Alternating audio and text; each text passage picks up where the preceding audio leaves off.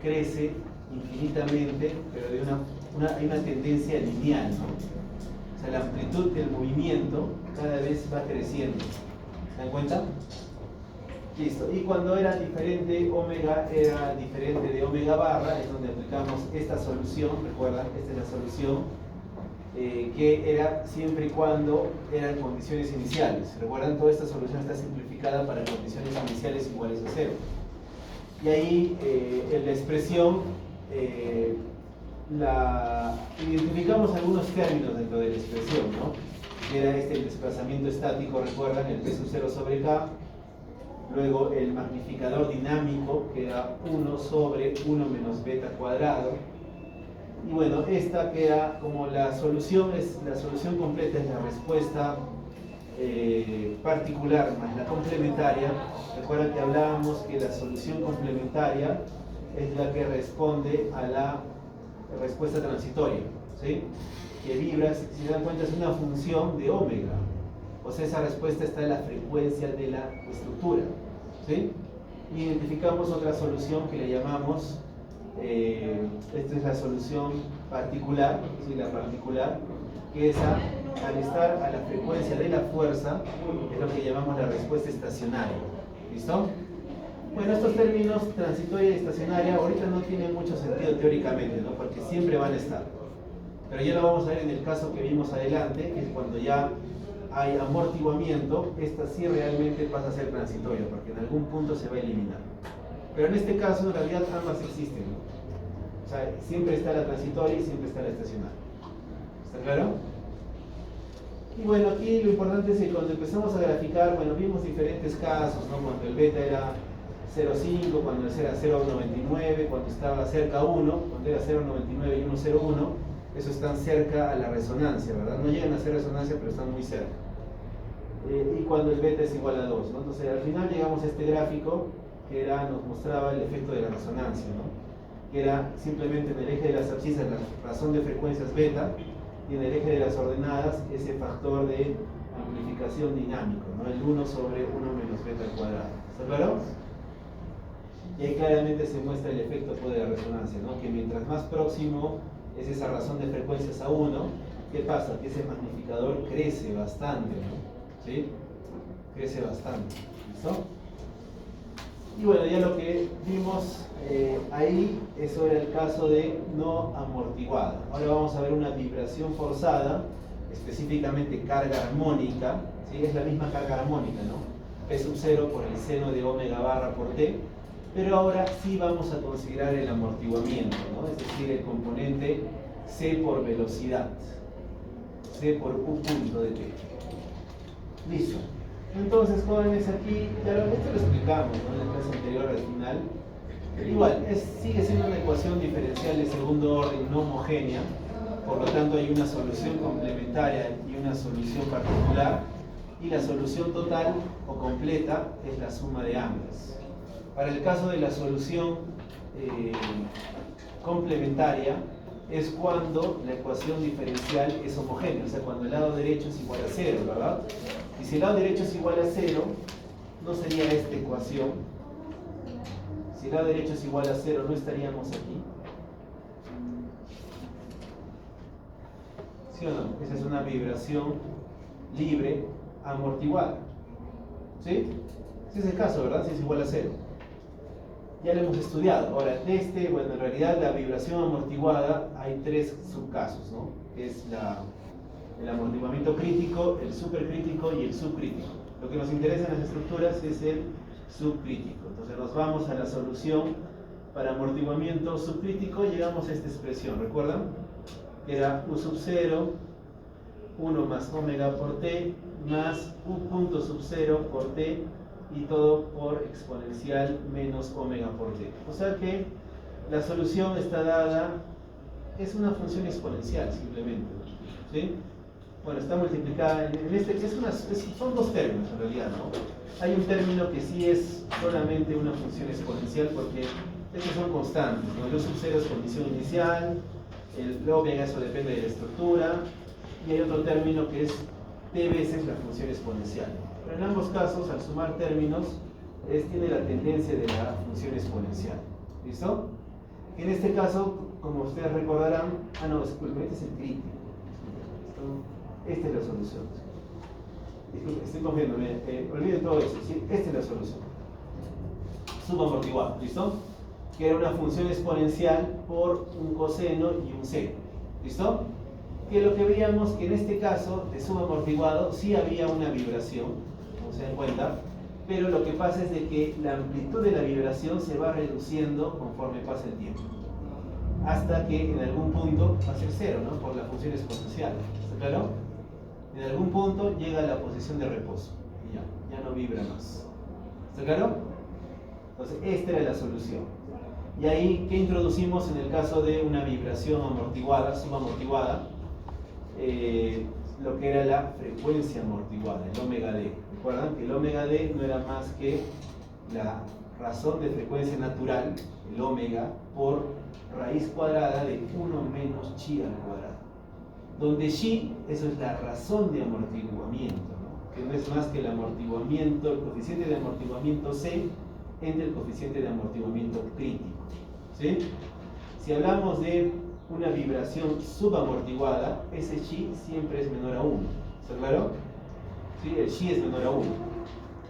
Listo. Y hablábamos, recuerdan que la norma es 0,30. Vamos a buscar ese capítulo de la norma, ¿ya? A ver, la norma es 0,30, aquí lo menciona. A ver, bueno, esto, la norma jóvenes ya deberían familiarizarse con la norma, ¿sí? Ya deberían ya tenerla todo descargado y empezar a leerla, ¿claro?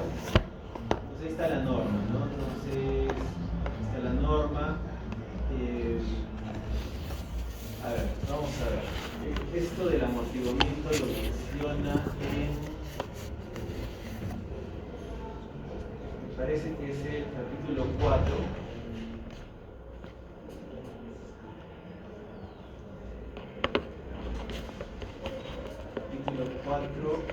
Capítulo 4 se llama Teoría de los análisis estructurales, ¿listo? Para el caso de carga sísmica, obviamente. Y nos vamos a, me parece que está en el caso de análisis dinámico, artículo 29. Y aquí menciona, bueno, ¿por qué? Porque el análisis dinámico ya lo vamos a ver en su momento, se basa en los modos de vibración. O sea, el nombre completo es análisis dinámico modal espectral. Ya lo vamos a explicar todo esto en detalle. Modal porque tiene que ver con los modos de vibración de la estructura, ¿sí? O sea, se calcula a partir de los modos de vibración. Y espectral porque no se trabaja con la historia de respuestas, sino se trabaja con el espectro de diseño de la norma. Lo vamos a ver todo eso en su momento. Ya, aquí habla, justamente aquí habla de la aceleración espectral y el espectro inelástico, pero ¿dónde menciona?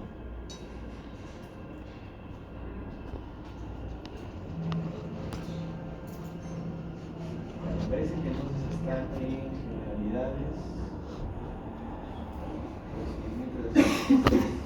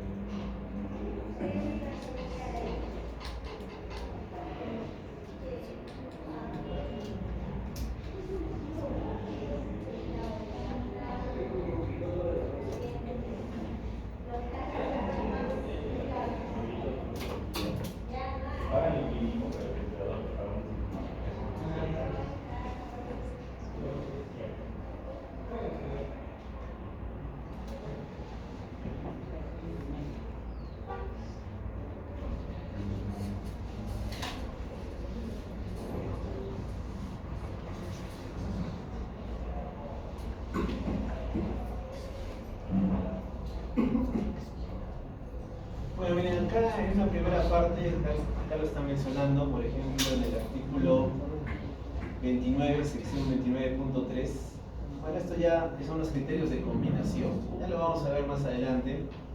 cuando se hace un análisis dinámico, modal espectral, hay una respuesta por cada modo de vibración de la estructura, ¿sí? Más o menos vayan imaginando. Entonces lo que tienen que hacer, como es espectral, ahí lo vamos a ver en su momento, eso es una respuesta, no es la respuesta exacta, sino es una respuesta aproximada. Entonces lo que tienen que hacer es combinar las respuestas para cada modo, ¿sí? Es un procedimiento estadístico, se combina la respuesta. Y hay procesos para combinarlo. Está la combinación SRSS, que es la raíz cuadrada de la suma de los cuadrados, y también está la que se usa actualmente, que es la CQC. Pero bueno, ahí menciona dentro de eso, menciona el beta, ¿no? Acá lo llama beta, pero este es el chi, que es la fracción del amortiguamiento crítico, ¿sí? No es más que la razón de amortiguamiento, ¿no? Y que dice que se puede suponer constante igual a 0.05, eso es 5%, ¿verdad? Para todos los modos. O sea, lo que está diciéndote aquí es que sumas un amortiguamiento de 5% para todos los modos. Esto es lo que se llama el amortiguamiento de Wilson. Lo vamos a ver más adelante. ¿Listo? Pero ahí ya lo menciona el 5%. Parece que hay otro punto más en el cual también lo menciona. Acá está. Ya, vámonos a artículo 30, sección 30.2. Dice, se admite considerar un amortiguamiento viscoso equivalente con un máximo de 5% del amortiguamiento crítico. ¿Sí? Ahí está. 5% del amortiguamiento crítico. ¿Sí? Entonces ese es el chi. Se encuentra chi de 5%. ¿Está claro?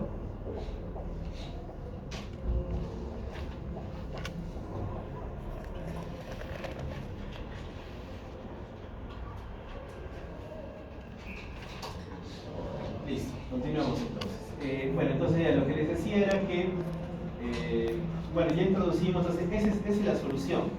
Entonces no tenemos que volver a hacerlo, ¿no? Ya está la solución dada. Entonces ya sabemos que en este caso lo que se llamaría la solución complementaria está dada por esa expresión. Y aquí está. Entonces, esta es la solución complementaria. ¿Recuerdan? Ya la hemos visto, la hemos estudiado, es toda esta expresión. Obviamente que esos coeficientes, en el caso que les he mostrado, ya habíamos determinado ese A y B. Ahora, esos coeficientes A y B ya no son los mismos, ¿no? Que ese caso. Porque ahora estos van a responder a toda esta vibración forzada. ¿Está claro? Por eso los dejo tal como A y B. O sea, en este punto son incógnitos. ¿Está claro? Listo. Pero tiene la forma, ¿no? Exponencial, un A coseno de omega d por t más un B seno de omega d por t. Recuerden que chi es la razón de frecuencias y omega d es la frecuencia natural amortiguada. ¿Listo? Listo. Esa es la solución complementaria, y la solución particular para esto se demuestra que también es una suma de funciones seno y coseno.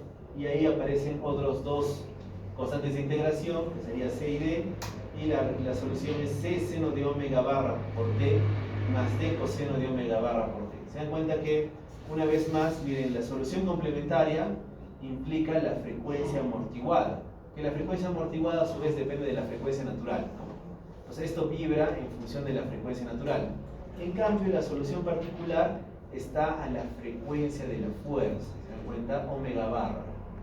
¿Sí? ¿Se observa? Listo. Y ahí, bueno, se demuestra, jóvenes, esto no lo vamos a hacer, pero se puede demostrar que a partir de esta solución, si esta es la solución, ¿sí? Si ustedes la reemplazan aquí, pero yo solamente podría reemplazar tal cual desplazamiento, ¿verdad? ¿Qué podría hacer? Sacarle derivada, obtener velocidad. Sacarle otra vez derivada, obtener aceleración. Y puedo reemplazar ahora sí esas expresiones, desplazamiento, velocidad, aceleración, en la ecuación inicial, y de ahí van a obtener C y D. ¿Sí? Ahí obtienen C y D. Y van a obtener que, bueno, C es toda esta expresión, como ustedes ven aquí, es el P sub 0 sobre K. ¿Qué cosa era P sub 0 sobre K? Desplazamiento estático, ¿recuerdan? Aquí está. Ese P sub 0 sobre K es lo que se llama el desplazamiento estático. ¿Listo? Entonces obtienen el P sub 0 sobre K para el C, y todo está en función de beta, ¿no? De beta y de chi. 1 menos beta al cuadrado sobre 1 menos beta al cuadrado, todo eso al cuadrado, más 2 veces chi por beta al cuadrado. Y en el caso del D, obtienen una vez más el P sub 0 sobre K, desplazamiento estático, menos 2 veces chi por beta, 1 menos beta al cuadrado, todo eso al cuadrado, más 2 veces chi beta al cuadrado. ¿Listo? Donde beta, no olviden que es la razón de frecuencia, es el omega barra entre el omega. ¿Listo? Entonces ya tenemos, bueno, ya tenemos C y D, pero ¿qué me falta determinar? A y B, ¿verdad? Me falta determinar las constantes A y B.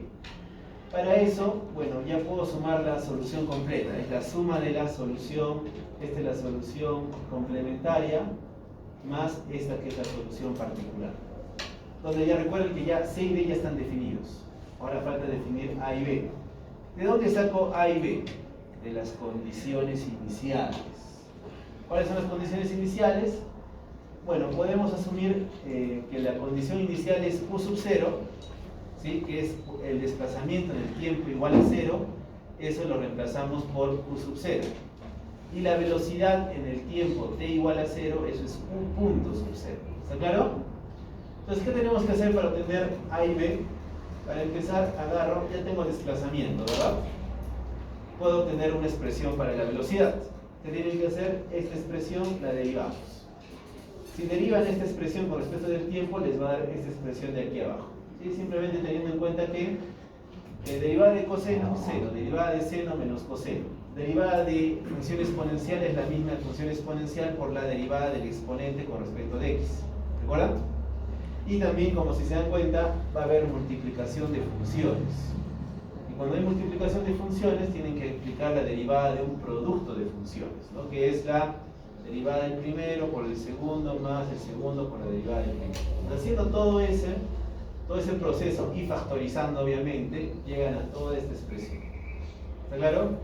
Es exponencial, menos chi omega por t, menos chi omega por a, más b omega d, coseno de omega d por t, más menos chi omega por b, menos a omega d, seno de omega d por t, todo eso más seno omega barra, coseno de omega barra por t, menos d omega barra, seno de omega barra por t. ¿Listo? Entonces, ahora sí ya tengo una expresión para el desplazamiento y otra para la velocidad. ¿Qué hago? Evalúo cada expresión cuando t es igual a 0, o sea, reemplazo t igual a 0, y eso lo igualo del primer caso a u sub 0, y en el segundo caso a u punto sub 0. Y de esa forma vamos a obtener vamos a llegar a estas dos expresiones. Miren, una primera expresión que es que a más d es igual a u sub 0, y la otra expresión es de que menos chi omega a más b omega d más c omega barra es igual a u sub 0. ¿Listo? Listo, donde recordemos que C y D ya están determinados, C y D ya están determinados. Entonces, ¿qué es lo que tienen que hacer? Miren, de acá, yo de la primera expresión yo puedo expresar A como función de D. ¿Listo? Y si ya tengo A como una función de D, puedo reemplazar en la segunda, y ya solamente la única incógnita sería B. ¿Sí? Y ahí me queda una expresión para B. Bueno, y D, ¿por qué A es igual a U sub 0 menos D? Porque D ya está definido, ¿recuerdan? Acá está, C y D ya las conocemos. Entonces ya, si yo digo que A es U sub 0 menos D, como ya está definido, ya también A queda definido. Y B también ya queda definido porque ya conozco C y conozco D. ¿Está claro? Igual todos esos cálculos no los pueden hacer en casa. ¿Está claro? ¿Sí? Listo. Y ya llegamos finalmente, ya podemos expresar la solución. Esta es la misma solución, la estoy copiando, ¿no? Miren, esta es la misma solución. La estoy copiando, solamente que la he diferenciado en dos términos, ¿no? Y aquí abajo, en la parte de abajo, estoy colocando todas las constantes de integración. El A, el B, el C y el D. ¿Está claro? Para no ser la expresión pues tan larga, ¿no? Si lo reemplazo de una vez, es una expresión muy larga. ¿Listo? Y lo importante es lo siguiente, ¿no? Es lo que les decía. Miren, esta primera solución, esta solución es la solución complementaria, ¿recuerdan? Que era la solución cuando era igual a 0. Que eso era la solución de una vibración libre amortiguada, específicamente subaamortiguada. Ahora sí podemos decir que esta es una vibración, es una respuesta transitoria. ¿Por qué, joven? Una vez más, ¿recuerdan qué pasa con esa solución? Acá está la solución, ¿recuerdan? Ahí está. Vibra, vibra, vibra, y en algún punto ya no deja de vibrar. ¿Claro? Pues se entiende por qué es transitoria, porque solamente va a estar un tiempo en la estructura y después desaparece. En cambio, la otra solución, los otros términos, que venían de la solución particular, recuerdan que esto vibraba a la frecuencia de la fuerza. Esos son una función seno y una función coseno, ¿no? Que al final, recuerdan que se puede representar por un solo seno, un solo coseno, ¿no? ¿Sí recuerdan que hicimos eso? Entonces, eso es una función armónica que vibra la frecuencia de la fuerza, en función del omega barra. ¿Está claro? Eso no desaparece, eso siempre va a estar permanente, por eso se llama de respuesta estacionaria. Si cuál es estacionaria, se queda, ¿no? ¿Sí? Transitoria, en algún punto desaparece. ¿Está claro? Listo, y eso es, jóvenes. Ahora veamos lo siguiente. Ya, miren, veamos este caso. Esta es una respuesta, es una carga armónica amortiguada. Esta es la respuesta, ¿sí? Pero aquí vamos a ver cómo es la respuesta cuando el beta es igual a 1, ¿sí? Recuerden que aquí, igual miren, en la respuesta aparece beta, ¿no? ¿Recuerdan beta? Beta no es más que la razón de frecuencia, que es el omega barra entre el omega. Entonces, esta solución va a depender mucho de ese beta. Entonces, podemos hablar de una solución cuando el beta es igual a 1, que eso es la resonancia, ¿recuerdan? Frecuencia de la fuerza es igual a frecuencia natural del sistema. Podemos tener respuestas cuando el beta es menor a 1, por ejemplo 0.5, que es la curva de color azul, y podemos tener una respuesta cuando el beta es 2. ¿Sí? Y observen pues las respuestas, ¿no? Bueno, obviamente quedándole valores, ¿no? A todo esto, ¿no? Para llegar a esa respuesta. Pero bueno, la respuesta en el primer caso, miren cómo es, cuando beta es igual a 1. Eso es cuando hay resonancia. La curva, miren, observan, hay una vibración claramente, pero a diferencia del otro caso, miren la respuesta de color rojo, ¿no? Es esta, miren, acá está. Enfoquemos esta y la respuesta, sacámosla solamente la roja, que es la frecuencia, la resonancia. O sea, cuando omega barra es igual a omega. ¿Qué pasa? Que la amplitud va creciendo, pero ya crece hasta un límite. Crece hasta un límite. Ya no es como en el caso de una vibración no amortiguada. Este es el caso de la no amortiguada. ¿Sí? ¿Se dan cuenta? Crece, pero sin un límite. O sea, se va hasta el infinito. ¿Está claro? En cambio, cuando hay amortiguamiento, la respuesta ante una vibración forzada es que sí va a haber un aumento en la amplitud, pero hasta un punto, donde ya se vuelve estacionario. O sea, ya mejor dicho, esa amplitud no pasa de ese límite. O sea, llega hasta un límite máximo. Eso es por el amortiguamiento. ¿Y de qué depende esa amplitud máxima? Obviamente que va a depender del chi, ¿verdad? Va a depender de cuánto amortiguamiento tenga la estructura.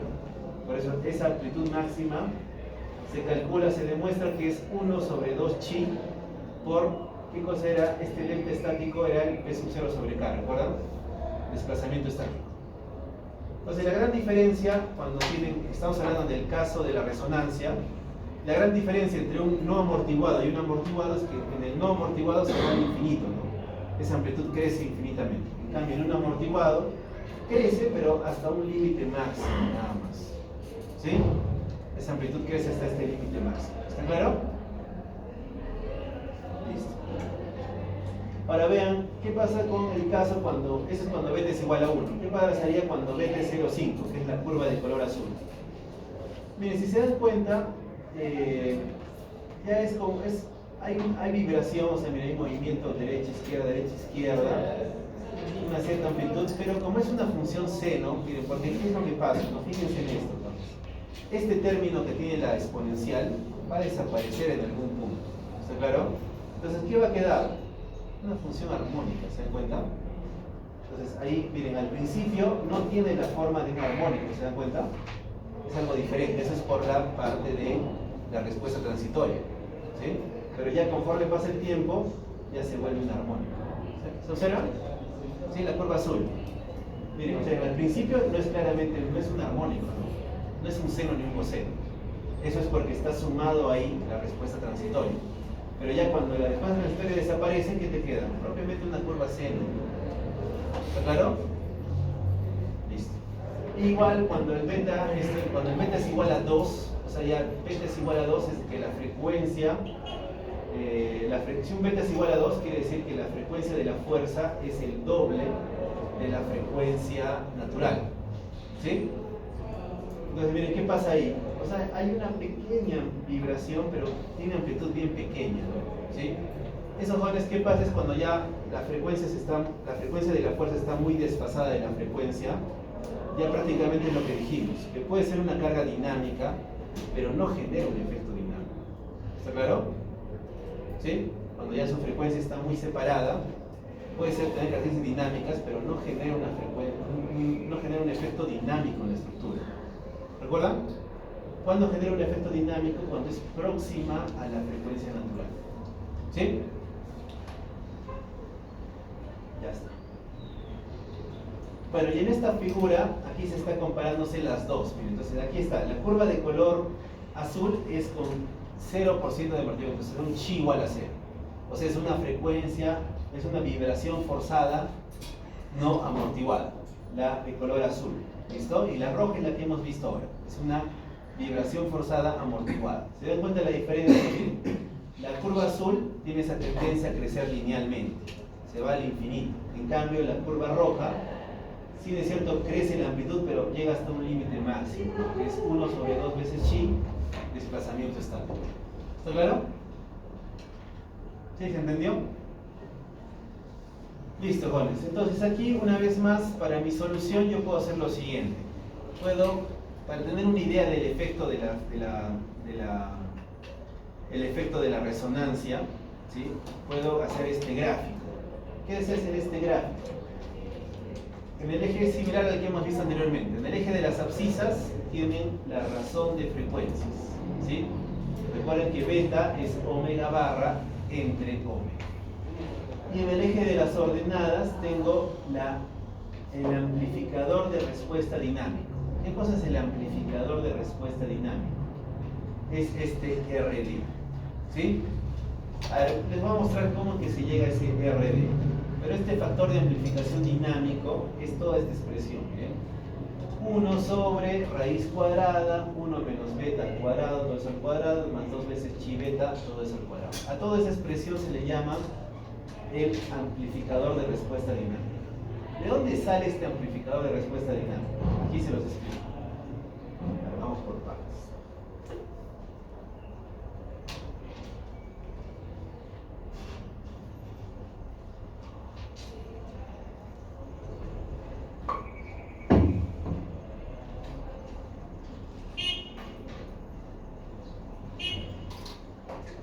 Listo, miren. ¿Recuerden la solución? ¿Sí? Miren, esta es la solución, pero solamente estoy tomando la respuesta estacionaria. ¿Sí? Recuerden, la solución tenía dos partes, ¿no? La respuesta transitoria y la respuesta estacionaria. De la solución me estoy quedándome solamente con la respuesta estacionaria, ¿sí? Que era C seno de omega barra por T más D coseno de omega barra por T. ¿Está claro ahí? Ya, ¿por qué hago eso, jóvenes? Porque la respuesta transitoria se va a ir en algún momento. ¿Está claro? ¿Sí? Entonces me quedo solamente con la estacionaria. Ya, esto, ¿recuerdan esto? Era un seno más un coseno. Esto se podía simplificar como una solamente función seno. ¿Recuerdan? Que lo hicimos para la vibración libre. A partir de esta expresión yo la puedo expresar como solamente una función seno, usando la identidad trigonométrica, bueno, la fórmula trigonométrica para la suma o el seno de la suma de dos ángulos. ¿Recuerdan? Entonces se demuestra, jóvenes, que si yo lo reemplazo estos dos términos por un solo seno, la amplitud va a quedar expresada de esta forma. Queda el desplazamiento estático, el UST sub 0, por este RD. ¿Sí? Este RD es lo que llamamos amplificador de respuesta dinámica. ¿Listo? Se demuestra, jóvenes. Ya es como lo que hemos hecho para el caso de vibración libre. Lo hacen ahora y van a llegar a esta expresión, de que el RD tiene esa forma.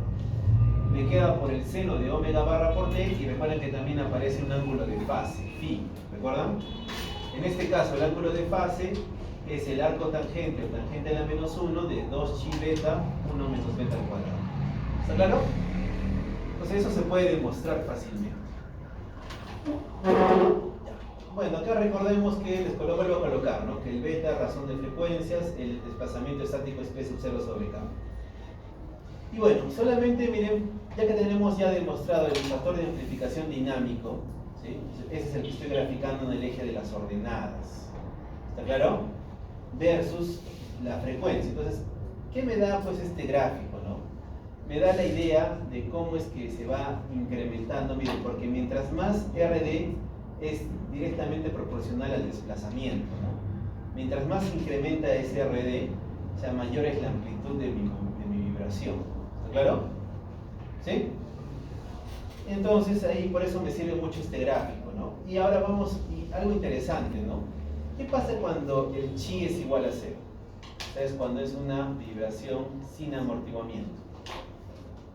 A ver, ese RD reemplaza en chi igual a 0, ¿no les queda esto? 1 sobre 1 menos beta al cuadrado. ¿Y qué cosa era 1 sobre 1 menos beta al cuadrado? No era este, aquí está, no era este el magnificador dinámico, no. O sea, cuando chi es igual a 0, se vuelve el caso de una vibración no amortiguada, ¿se dan cuenta? Lo mismo, es lo mismo. Entonces, ese amplificador ahora se vuelve lo que llamamos el magnificador dinámico, ¿no? Para el caso no amortiguado. ¿Está claro? ¿Sí? Listo. Listo, entonces volviendo. Ya, entonces miren, las gráficas, acá vamos a hacer diferentes gráficas para diferentes valores de amortiguamiento. Por ejemplo, cuando es 0% amortiguamiento, es la curva roja.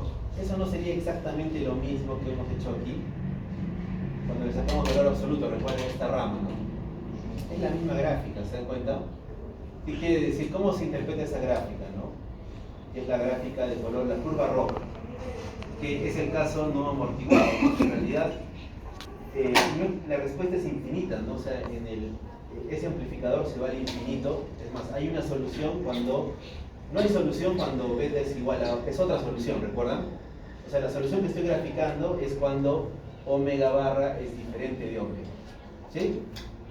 Pero ¿qué pasa, no? De que la amplitud, cuando está muy próximo a la relación beta igual a 1, se va hacia el infinito, la amplitud. ¿Está claro? Entonces, ese es el caso que ya habíamos visto. Pero ahora, empecemos a ver con amortiguamiento. O sea, miren, en el primer caso, la línea azul, asumimos un 5%. Luego, para la línea verde, es un 10%. O sea, es un beta 0,1. En el caso de la línea de color negra, es 0.25%, o sea, 0.25. Cada vez voy incrementando más el amortiguamiento. ¿Y qué es lo que yo veo? Miren, observen. Que mientras, miren, o sea, en este caso, para esta vibración, cuando beta es igual a 1, sí hay un factor, ¿no? El factor tiene un valor.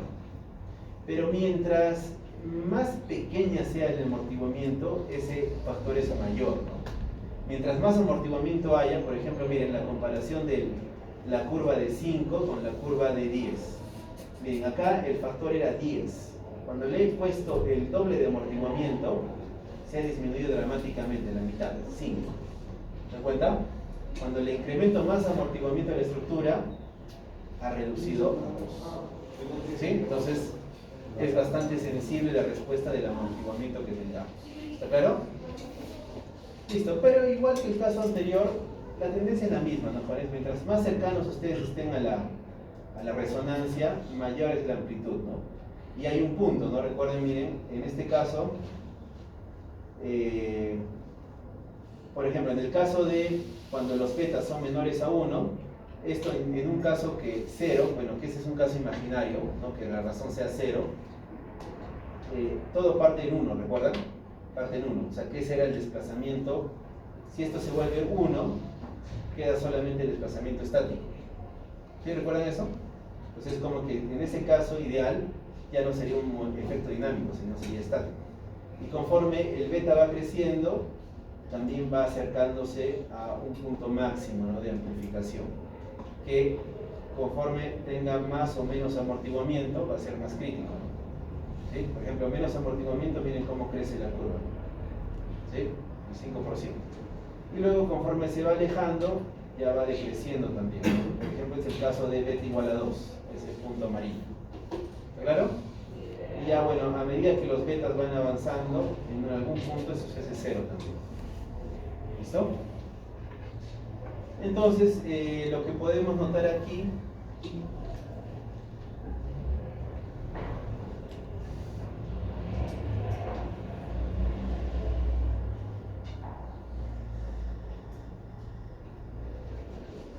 bueno, es eso, ¿no? Ese es el comportamiento, ¿no?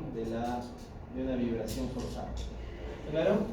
Entonces, ¿sí se entiende el efecto de resonancia, jóvenes? Entonces, miren, ¿qué es lo que pasa, ¿no? En la realidad, cuando hablamos de resonancia, estamos hablando, recuerden que no olvidemos que estamos en un sistema de un grado de libertad. ¿Está claro? Entonces, todo el sistema siempre hay amortiguamiento. O sea, este caso del amortiguamiento igual a 0 es algo ideal. Entonces, si se dan cuenta, cuando hay amortiguamiento, no se va a ir al infinito, pero sí va a ser bastante grande, ¿no? ¿Sí? Entonces, cuando veamos el caso del amortiguamiento, disculpen, la resonancia, vamos a ver un incremento bastante grande en las amplitudes. ¿Sí? Entonces, eso es lo que, por ejemplo, se habla mucho, ¿no? No sé si ustedes han visto algunos videos, algunas revisiones, y a veces se habla que las estructuras fallan por resonancia, ¿no? ¿Sí? Lo cual no es del todo cierto, ¿no? Porque en realidad, bueno, para empezar estamos hablando de, esto es un sistema de un grado de libertad, ¿sí? Ahora, en sistemas de varios grados de libertad, esos son ya lo más cercano a la representación de un edificio, no es lo mismo para empezar. Ahora, esta resonancia se está dándose para una vibración forzada, disculpen, una fuerza armónica, ¿no? Que tiene una frecuencia omega bar.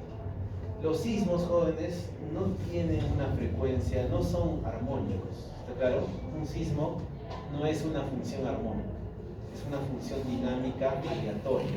O sea, no obedece a una función matemática seno coseno. ¿Está claro? Entonces, no es lo mismo. Ahora, ¿qué es lo que puede pasar? Sí se ve eso, o sea, lo vamos a ver en su momento también, pero una carga de un sismo, que eso básicamente es un acelerograma, lo vamos a ver en su momento, yo lo puedo representar mediante la transformada de Fourier, la puedo representar como una combinación muy grande de diferentes ondas senoidales de diferente frecuencia y diferente amplitud, ¿sí? O sea, esa función totalmente aleatoria, que es un sismo, la podemos expresar como una combinación de muchas ondas senos, diferentes frecuencias, diferentes amplitudes, ¿sí? Entonces lo que va a pasar es de que, obviamente, que alguna de esas ondas senoidales que componen al sismo van a tener, sí, coincidir su frecuencia con la frecuencia de la estructura, ¿no? Entonces ahí va a haber resonancia, pero es una componente de muchas, ¿se dan cuenta? No es toda la fuerza, es una componente. Entonces ahí, ¿y eso cómo se traduce, no? Que va a verse cuando ustedes ven la respuesta de la estructura, va a haber en esos puntos mayores desplazamientos. ¿Está claro? Pero no es que en realidad las estructuras fallen por resonancia. ¿Está claro?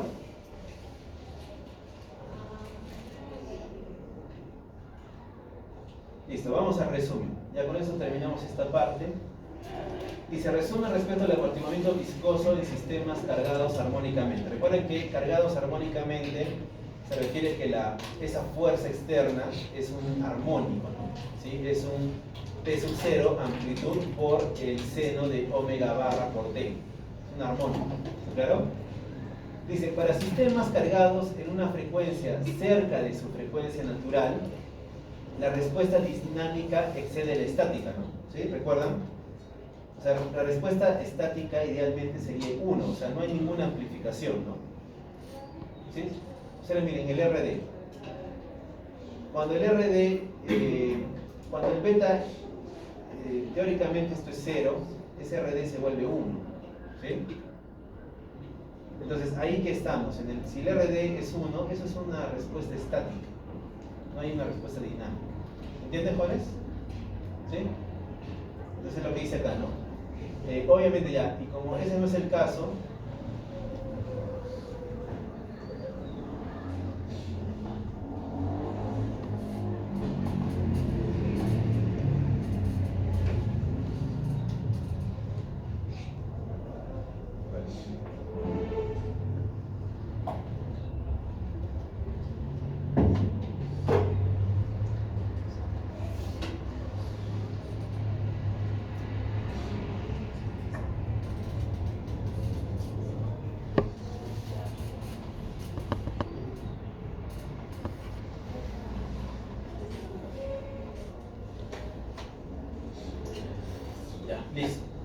Entonces, lo que dice en primer lugar, que la respuesta dinámica obviamente que excede a la estática, ¿no? ¿Se dan cuenta?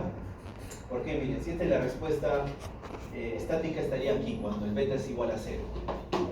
O sea, ahí el RD es 1, o sea, no hay ninguna amplificación, ¿verdad? Pero en cambio, conforme más se acerca al beta igual a 1, miren cómo incrementa, ¿no? Sobre todo cuando tiene poco amortiguamiento, que es el caso de las estructuras que tienen poco amortiguamiento. Miren cómo se incrementa bastante, ¿no? La respuesta como 10 veces. ¿Listo? Listo. Un sistema no amortiguado cargado en resonancia tendrá un incremento ilimitado en el desplazamiento sobre el tiempo, ¿no? ¿Recuerdan? Era esa curva que crece linealmente de forma ilimitada, ¿sí? Cuando no existe amortiguamiento. El amortiguamiento es un medio efectivo de disipación de energía en el sistema, a diferencia de la energía de deformación, el cual es recuperable.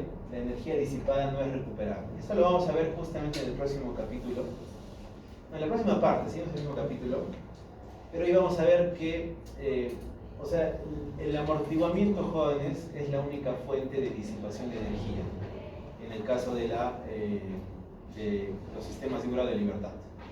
No hay otra fuente de disipación de energía, solamente se disipa por amortiguamiento. ¿Está claro? Entonces, mientras más amortiguamiento, acá es lo que dicen, ¿no? Es un medio efectivo de disipación de energía. En cambio, la energía de deformación, cuando habla de la energía de deformación se refiere al resorte, ¿verdad? Como ese resorte es elástico, jóvenes, cuando ya la carga desaparezca, eso recupera, ¿no?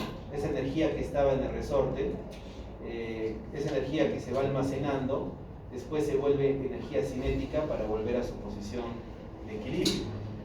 Es una energía que se recupera. En cambio, la energía del amortiguamiento no se recupera, se disipa. ¿Listo? Dice, un sistema amortiguado, cargado en resonancia, tendrá un desplazamiento limitado. O sea, a diferencia del caso no amortiguado, ahora sí recuerdan que esa amplitud se limita, ¿no?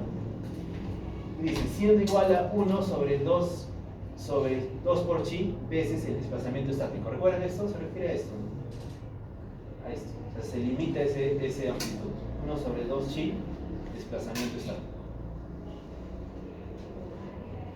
El amortiguamiento es más efectivo para sistemas cargados en o cerca de la resonancia. Miren, está claramente, ¿no? Cerca a la resonancia es donde hace el efecto, ¿no? Porque ya después, miren, si nos vamos después ya de la resonancia, tanto a la derecha como a la izquierda, no hace ningún sentido. La curva, observan, se vuelve la misma curva, ¿se dan cuenta? O sea, ya no tiene ningún efecto el amortiguamiento. ¿Está claro?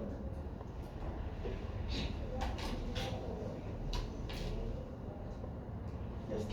Y eso es en cuanto a conclusiones. ¿Alguna pregunta hasta aquí? ¿Está todo claro?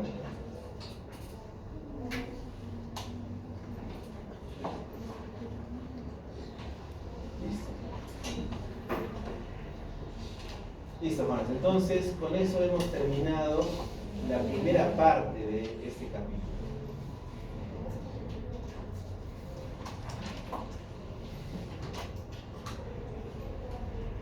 Ahora vamos a empezar la segunda parte. Listo. En esta parte, jóvenes, vamos a ver ahora sí propiamente el caso sísmico, ¿no? Ya lo que interesa. Porque todo esto que hemos visto, o sea, es importante, obviamente sí. Pero todo esto nos sirve de base para entender el caso más real, ¿no? El caso que nos interesa, que es una carga sísmica. Listo, entonces partimos de esto, ¿no? Vamos a ver justo lo que les mencionaba. Vamos a ver el concepto de energía almacenada y energía disipada. Listo, entonces dice, es muy importante saber distinguir entre energía almacenada y la energía disipada. Recuerden que seguimos analizando sistemas de un grado de libertad. ¿De acuerdo? Listo. Entonces, vamos.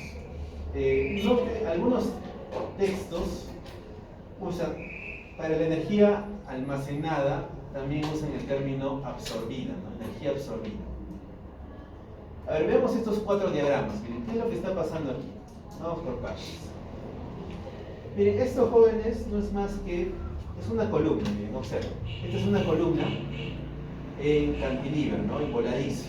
¿sí? Es una columna en voladizo. Observen, acá está su apoyo en la base y aquí en la parte superior de la columna se le está aplicando una carga lateral. ¿Sí? Observan, aquí está la columna, una carga lateral. ¿Sí? Listo. Lo que voy a hacer en primer lugar es, voy a hacer una gráfica de la fuerza, o sea, esta fuerza aplicada lateral versus el desplazamiento también lateral. Estoy graficando fuerza en el extremo versus el desplazamiento. Obviamente que el desplazamiento se mide desde la posición de equilibrio, ¿no? O sea, desde aquí a la derecha, ahí estoy midiendo el desplazamiento. Entonces, si es un sistema elástico, jóvenes, si es un sistema elástico, ¿qué es lo que pasa? Que esa relación fuerza-desplazamiento es lineal. ¿Sí? Esa relación fuerza-desplazamiento es una línea recta. O sea, más fuerza, más desplazamiento. Más fuerza, más desplazamiento. ¿Quién es la pendiente de esa línea? Lo hemos estudiado. ¿Quién es la pendiente de la curva fuerza versus desplazamiento?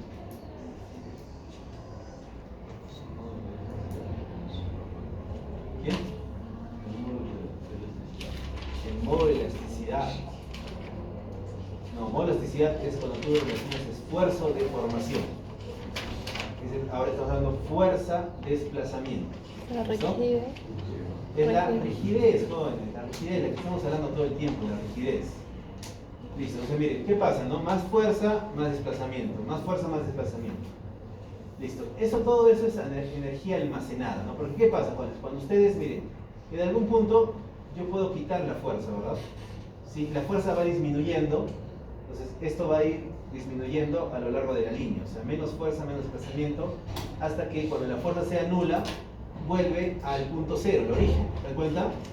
Entonces, ¿qué ha pasado? Que el sistema ha recuperado toda esa fuerza. O sea, toda esta energía, disculpen. ¿Se entiende cuál es? Miren, acá está la fuerza y acá está el desplazamiento.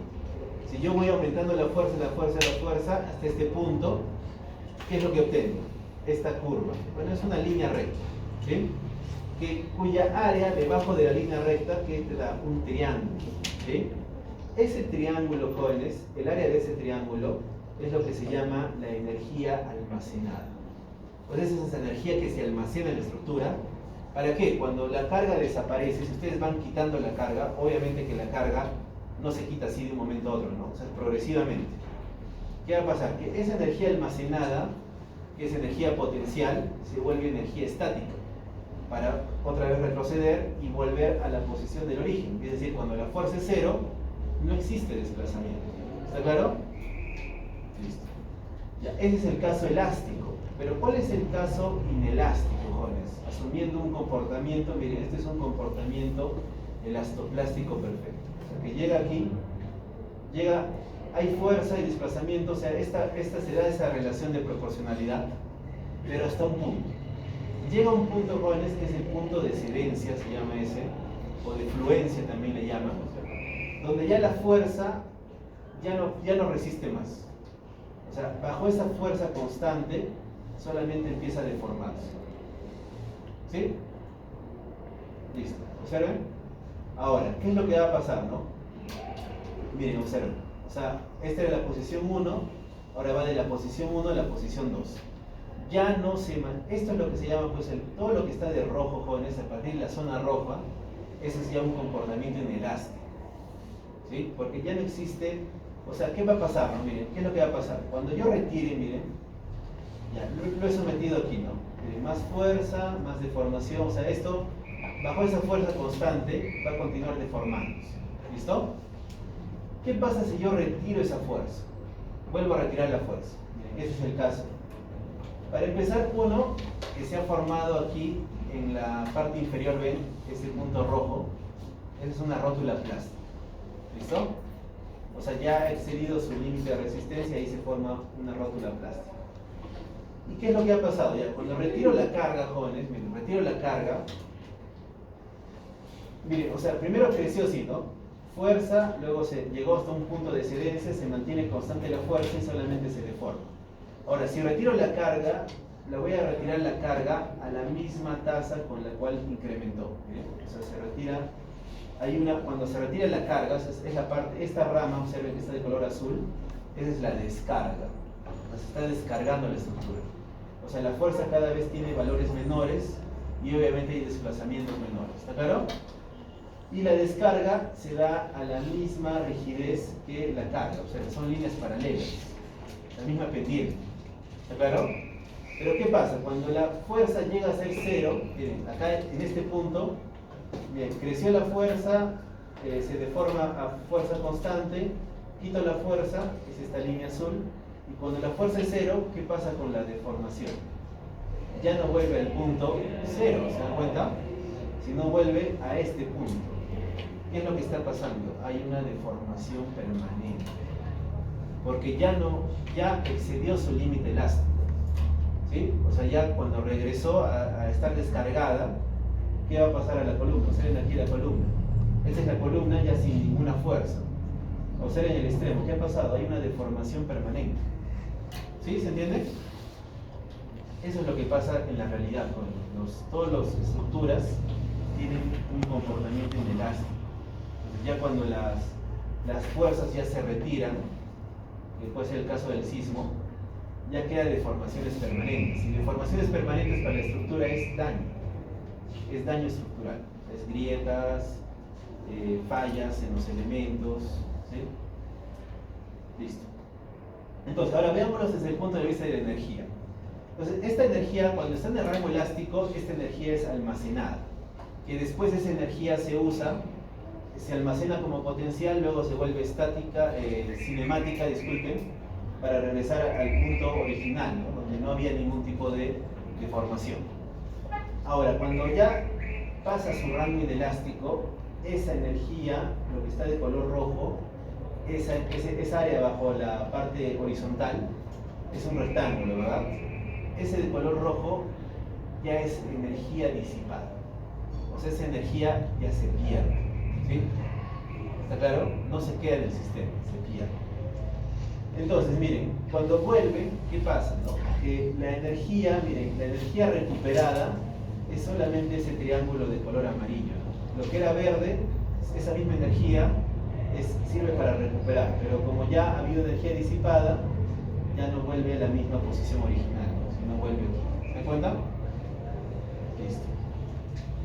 Entonces, ¿cuál es la energía? Si esta es energía recuperada y esta es energía disipada, ¿cuál sería la energía total disipada? ¿No sería restarle a este triángulo? Entonces, ¿no sería este triángulo no es el mismo como se descarga a la misma tasa, miren, a la misma rigidez? ¿No sería ¿cómo se llama? Un paralelogramo? ¿Sí? Entonces, esta es la energía total disipada. ¿Listo? ¿Listo? Entonces, esa es la energía que se ha disipado en total. ¿Está claro, jóvenes?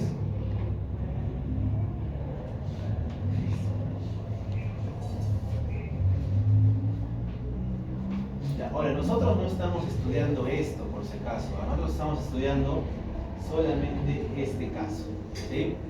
En este caso, nosotros asumimos que siempre hay un comportamiento elástico. O sea, en nuestro caso de sistemas de un grado de libertad elásticos, no se da esta disipación de energía. Esto es un comportamiento de un sistema inelástico. ¿Está claro? Donde sí hay disipación de energía en un sistema inelástico. ¿Listo? Pero en un sistema elástico no hay, pues, porque como siempre es fuerza proporcional al desplazamiento, no hay esa disipación de energía. La única disipación de energía está en el amortiguamiento, nada más. ¿Listo? ¿Se entiende, Juanes? Listo.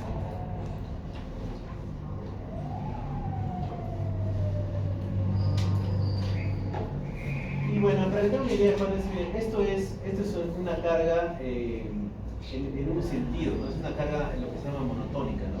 Que se aplica en una dirección. Pero si ya vamos a algo más real, es qué pasa si la carga se aplica en ambas direcciones. O sea, primero carga, llega hasta un punto máximo de desplazamiento luego descarga y otra vez empieza a cargar, pero en sentido contrario. ¿Qué creen que va a pasar? O sea, ya no está a la derecha, sino ahora está a la izquierda. ¿Se dan cuenta? La fuerza es una fuerza negativa, ¿no? ¿Sí? Está a la izquierda. Entonces, ¿qué va a pasar con el sistema? Se sigue deformando hasta un punto de excedencia, donde ya hacia fuerza constante hay deformación, más deformación, hasta que se descarga, cambia de sentido, ¿no? Cambia de sentido otra vez y se sigue cargando y otra vez se da este ciclo, ¿no? Lo que va a pasar esto es lo que se llama un lazo histerético, ¿sí? Eso es cuando la carga ya actúa, es una carga dinámica que actúa de un sentido y otro sentido. ¿Está claro? O sea, hay procesos de carga, descarga y otra vez vuelve a cargar, pero en sentido contrario. ¿Se observa? ¿Qué es lo que pasa? Se forma esto es un lazo de histeresis. Y en ese caso, todo lo que está encerrado en ese lazo, eso es energía disipada. ¿Listo? Ahora volvamos a nuestro caso y ahora vamos a estudiar el caso de una carga dinámica general, ¿sí? Entonces aquí ya no hay, pues, lo que hemos visto es sencillo, ¿sí? Esa era un P sub 0 seno de omega barra por D. Eso, vale, es una función matemática, había soluciones, ¿no? Pero ahora vamos a un caso más real. Miren esta fuerza, es un Ft versus tiempo. O sea, es la fuerza dinámica versus tiempo. Y observen cómo es su comportamiento, ¿no? Crece, decrece. Luego crece acá. Acá, ¿cuál es el detalle, jóvenes? Que ustedes no pueden, no se puede plantear una función matemática que define ese comportamiento. ¿Sí? Esto no es un seno, no es un coseno, no es una función exponencial. ¿Está claro? A eso se le llama carga dinámica general. Es una carga aleatoria. ¿Se dan cuenta? Entonces lo que vamos a hacer es ahora estudiar cómo sería la respuesta del sistema de un grado de libertad ante una carga dinámica general. ¿Está claro? Listo. Listo, para la carga dinámica general hay diferentes técnicas de solución. Está la transformada de Fourier, la integral de Duhamel, la solución exacta a trozos, o también llamado el método de interpolación, y está la técnica de Newman. ¿Listo? Ahora, el caso de... Bueno, todas estas técnicas se llevan a cabo numéricamente. O sea, todo esto tiene que ser implementado de forma numérica. ¿Listo? Nada es manual con esto, tiene que ser programado. Si no se hace mal.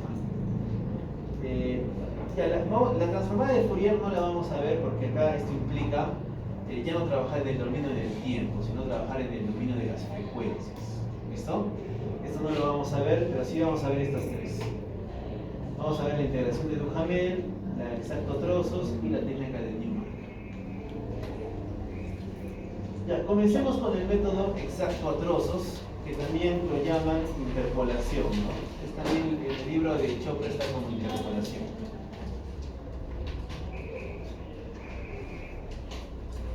Entonces lo que consiste, jóvenes, en este método, como lo dice su nombre, exacto a trozos, la carga, o sea, miren, acá va a haber una función de la fuerza externa, ¿no? F de T es la fuerza externa a nuestro sistema.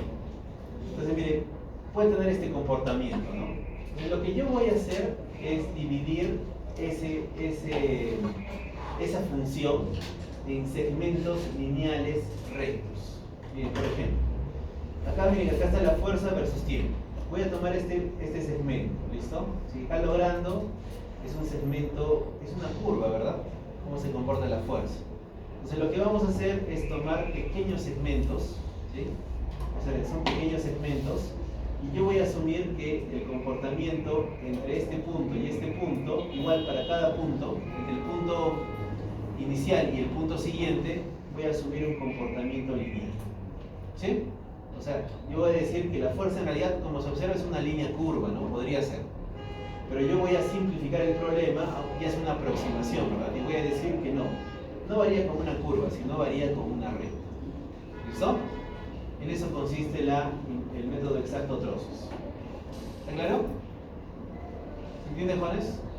Entonces, mientras este método va a ser más eficiente, mientras este paso de tiempo sea más pequeño, ¿verdad? ¿Sí? Porque ya no va a haber esa tanta distinción entre una curva y una recta. ¿Está claro? Ahora, ahí viene también el nombre, ¿no? Exacto a trozos. Este método, si el comportamiento de la fuerza sería una curva, estaríamos ante una aproximación, ¿verdad? Pero si el comportamiento de la fuerza es realmente una recta, o sea, de este punto a este punto es una recta, ya sería exacto. ¿Sí? ¿Se entiende, Juanes? Si varía como una recta, ya es exacto. Entonces ahí viene el nombre exacto a trozos. ¿Listo? Y justo es lo que vamos a ver que cuando vemos el caso sísmico, vamos a tener que estudiar acelerogramas. Y los acelerogramas en realidad son puntos que se pueden conectar por líneas rectas. No hay necesidad de hacer líneas curvas.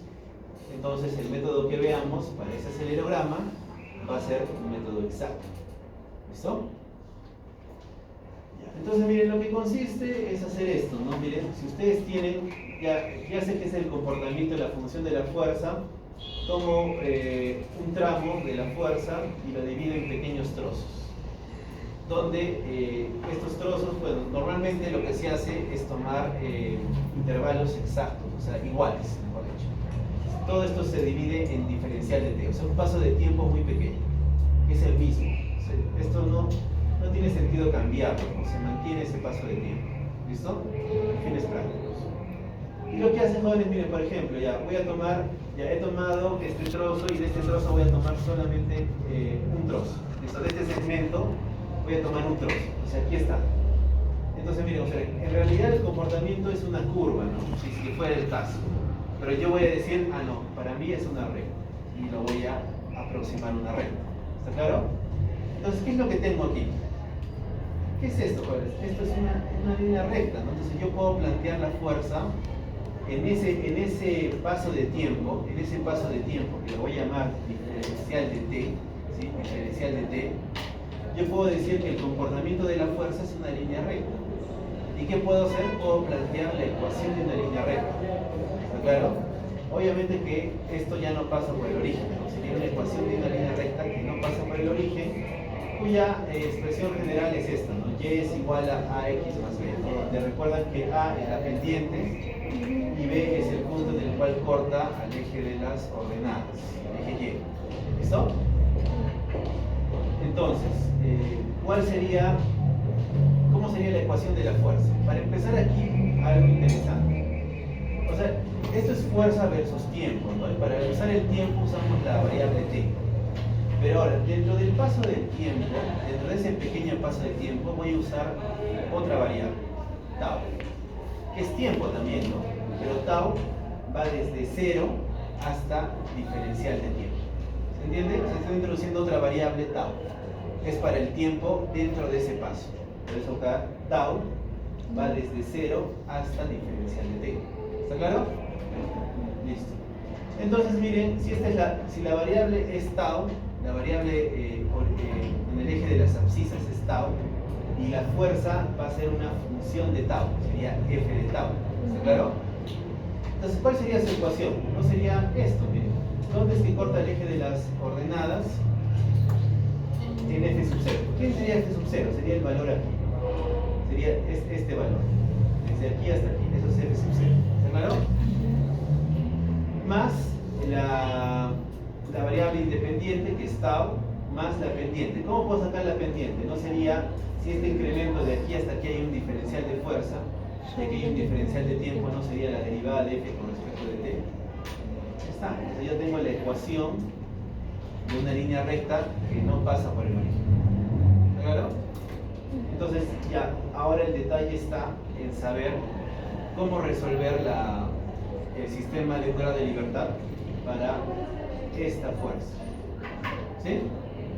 ¿Entienden, jóvenes? Que miren, si se dan cuenta, esta expresión se puede descomponer en dos, ¿no? Miren, que sería primero aplicada una fuerza que es constante, ¿listo? Que es el F sub 0. Luego es una fuerza que varía con una rampa, ¿se dan cuenta? Este tau diferencial de F sobre diferencial de T es una rampa, ¿no? Es como que primero la fuerza, miren, llega aquí y de pronto tiene un escalón, crece hasta este punto y luego crece como una rama, ¿sí? Entonces, y lo que vamos a hacer más adelante es primero encontrar la solución ante un escalón y luego encontrar la solución ante una rama. Y si yo sumo, como es elástico, jóvenes, la solución de cada uno la puedo sumar y es la solución final. ¿Está claro?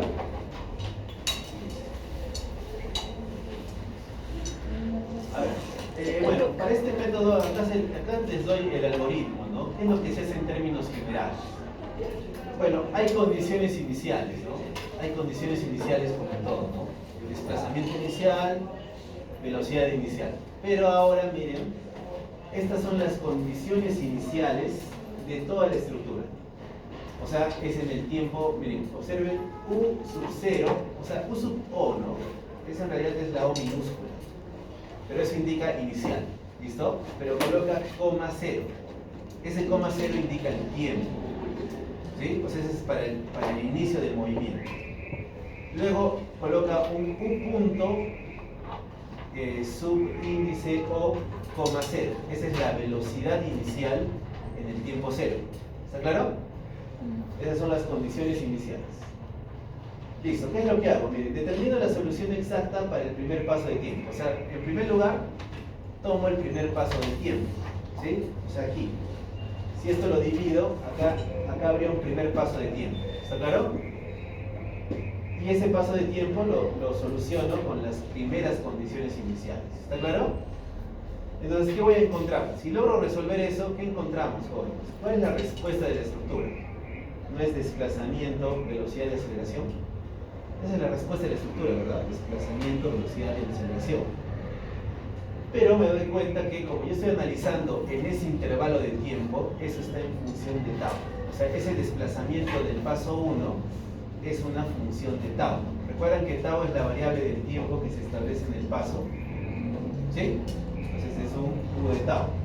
La velocidad es un punto de tau y la aceleración es un 2 puntos de tau. ¿Listo?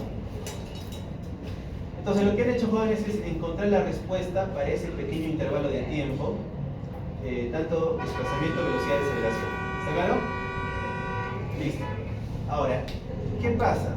Que en el siguiente paso de tiempo, que sería un tau más, o un tiempo más un delta de tau, es el siguiente paso de tiempo, ¿verdad? Estas condiciones, al final del paso, pasan a ser las condiciones iniciales para el siguiente paso. ¿Se entiende?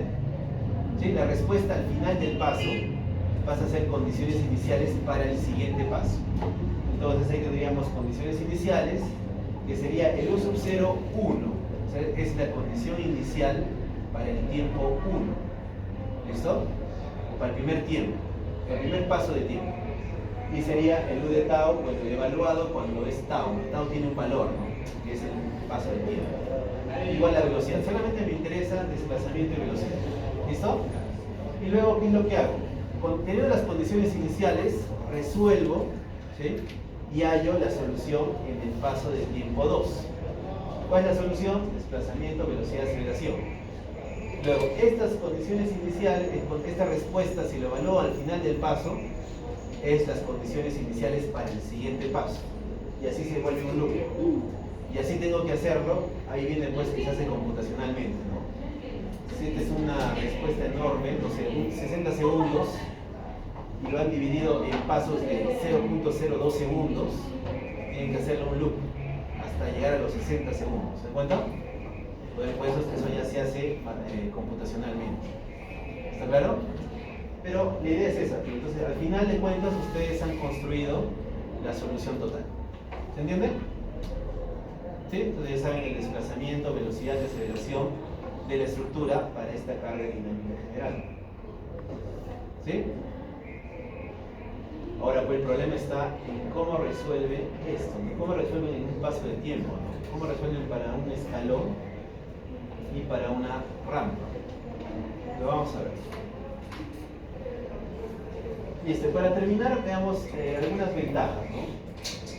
Esto es lo que les decía, ¿no? ¿Cuáles son las ventajas del método de exacto tránsito de interpolación? Es de que si es exacto, si el incremento realmente es lineal, ¿no? O sea, si de aquí hasta aquí es una línea recta en realidad, ya no es aproximado, sino es exacto. ¿Está claro? Listo, esto es muy eficiente computacionalmente. Y desventajas es de que esto funciona solamente para sistemas elásticos. Ya para sistemas inelásticos, ¿cuál sería un sistema inelástico este? ¿No? Donde la rigidez ya no es constante, ¿no? La rigidez cambia, ¿se dan cuenta? O sea, en este caso del estocástico perfecto, aquí había rigidez inicial, pero acá ya rigidez es nula, ¿no? Ya no hay rigidez. ¿Listo? Y bueno, ya en la siguiente clase vemos algo sobre el método de Newman. ¿Listo? ¿Alguna pregunta hasta aquí? Listo, eso sería todo por hoy.